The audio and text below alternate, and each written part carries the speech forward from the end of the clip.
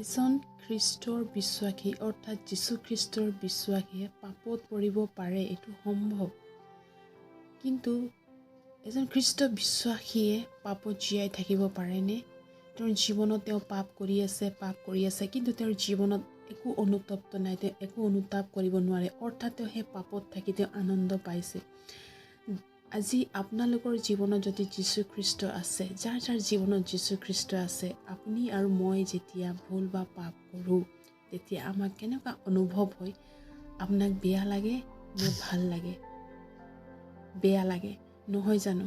কাৰণ বেয়া এইটোৰ কাৰণে লাগে, কাৰণ খ্ৰীষ্টৰ আত্মা আপোনাৰ ওপৰত আছে, আপোনাৰ মাজত আছে, আপোনাৰ অন্তৰত আছে। Praise the lord. যিবিলাকৰ জীৱনত তেওঁলোকে বাৰে বাৰে পাপ কৰি আছে, তেওঁলোকৰ জীৱনত অনুতপ্ত নাই, তেওঁলোকে অনুতাপ কৰিব নোৱাৰে, তেওঁবিলাকৰ জীৱনত ঈশ্বৰৰ আত্মা নাই। আৰু যিবিলাকৰ জীৱনত তেওঁ হয়তো পৰিছে, পাপ কৰিছে, তেওঁ পৰি গৈছে, বেকশ্লাইড হৈ গৈছে, আৰু তেওঁ যদি অনুতপ্ত কৰিছে যে মই এই পাপত কিয় পৰিলোঁ, আৰু তেওঁ যদি প্ৰভু যীশু খ্ৰীষ্টৰ ওচৰত আহে আৰু অনুতপ্ত হৈ ক্ষমা বিচাৰে, ঈশ্বৰে তেওঁক ক্ষমা কৰে। Praise the lord. কাৰণ ঈশ্বৰৰ আত্মা আপোনাৰ লগত আছে, খ্ৰীষ্টৰ আত্মা যীশু খ্ৰীষ্ট আমাৰ লগত আছে। Praise the lord. হালেলুয়া।